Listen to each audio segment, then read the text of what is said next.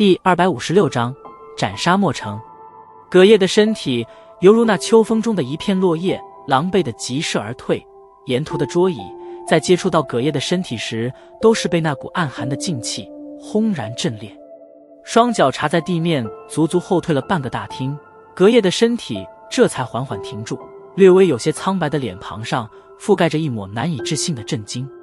你擦去嘴角的血迹，葛叶剧烈地喘了几口粗气，心中却是犹如翻起了惊涛骇浪。那张面孔为什么有些熟悉？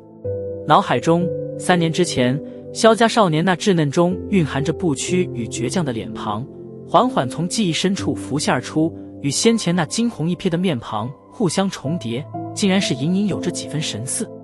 不可能！心间猛地狠狠一颤，葛叶胸膛急速地起伏着，